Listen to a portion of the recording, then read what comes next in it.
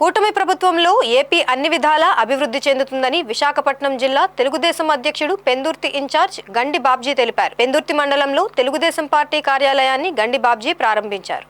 ఈ సందర్భంగా గండి బాబ్జీ మాట్లాడుతూ పెందుర్తి నియోజకవర్గంలో ప్రజలకు అందుబాటులో ఉండే విధంగా పార్టీ కార్యాలయాన్ని ప్రారంభించడం సంతోషంగా ఉందన్నారు. ఈ నెలలోనే సబ్బవరం, పరవాడలో కూడా టీడీపీ కార్యాలయాలు ప్రారంభం కానున్నాయని తెలియజేశారు. కూటమి ప్రభుత్వంలో విశాఖపట్నానికి ఐటీ కంపెనీలు విశాఖ రైల్వే జోన్ వచ్చిందని తెలిపారు. విశాఖ మెట్రో రైల్ ప్రాజెక్టు కల సాకారం కానుందని ఆయన చెప్పుకొచ్చారు. అనకాపల్లి జిల్లాలో ప్రధానమంత్రి నరేంద్ర మోదీ 2 లక్షల కోట్లతో పలు ప్రాజెక్టులు శంకుస్థాపన చేశారని గుర్తు చేశారు. పెందుర్తి నియోజకవర్గంలో కూటమి పార్టీలో కొన్ని సమస్యలు ఉన్నప్పటికీ వాటిని త్వరలోనే పరిష్కరించుకుంటామని గండి బాబ్జీ పేర్కొన్నారు. కూటమి అధికారంలో వచ్చిన 10 నెలల కాలంలో ఇప్పటికే 3 హామీలను కూటమి ప్రభుత్వం అమలు చేసిందని తెలిపారు. ఈ కార్యక్రమంలో తెలుగుదేశం పార్టీ నాయకులు, కార్యకర్తలు తదితరులు పాల్గొన్నారు.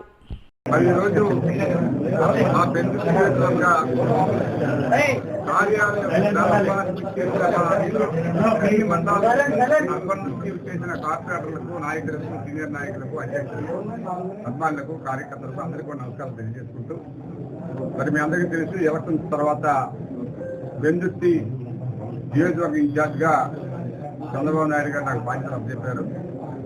దీంతో పాటు విశాఖ పార్లమెంటరీ అధ్యక్షుడిగా కూడా నాకు అవకాశం ఇవ్వడం జరిగింది. మరి ఈ మధ్యనే మీకు తెలుసు మరి ఆయన ఏపీ ఆయిల్ ఫెడ్ చైర్మన్ కూడా ఇవ్వడం జరిగింది. కాబట్టి ఈ 3 బాధ్యతలు నిర్వహించడంలో చాలా ఇబ్బంది అయినప్పటికీ నా కార్యకర్తలకి నా వరకు నేను అందుబాటులో ఉంటున్నానని నమ్మకం నాకు. ఏమైనప్పటికీ కొంచెం ఇబ్బందులు ఉంటే ఇప్పుడు ఇంక ఆఫీస్ పెట్టాం. పరవాడలో కూడా ఆఫీస్ తయారైంది. పరవాడలో కూడా పోవాల్సిన ఇబ్బందులు తీసుకోవడానికి అక్కడ కూడా ఆఫీస్ పెడుతున్నాం.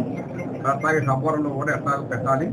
సబ్బవరం ప్రాబ్లం ఏంటంటే సబ్బవరం ఎలాగో మా ఇంటి దగ్గర ఉంది కాబట్టి కార్యకర్తలు ఎమర్జెన్సీ అయితే రావడానికి అవకాశం ఉంది కాబట్టి అక్కడ అది సరిపోతుందనే భావంతో అక్కడ మేము మరి కార్యక్రమాలు కొనసాగిస్తున్నాం. ముఖ్యంగా ఈ సందర్భంగా మీతో నేను విషయాలు చెప్పదలుచుకున్నా. ఏదైతే ఈవేళ ప్రజలు ఎంతో ఆశతో, నమ్మకంతో ఈ ఉమ్మడి ప్రభుత్వం మీద పెట్టిన బాధ్యతను చంద్రబాబు నాయుడు గారు చూసా తప్పకుండా అమలు చేస్తానని చెప్పి ఎన్నో సందర్భాల్లో చూసాం. నిన్న కూడా అసెంబ్లీలో ఆయన మాట్లాడడం చూసాం. చాలా మంది చెప్తున్నారు ఇంకా తల్లికి వందనం ఇంకా ఇవ్వలేదు అది ఇది అని చెప్పి. అది తప్పనిసరిగా మేలో ఇస్తానని చెప్పి ఆయన ప్రకటించారు.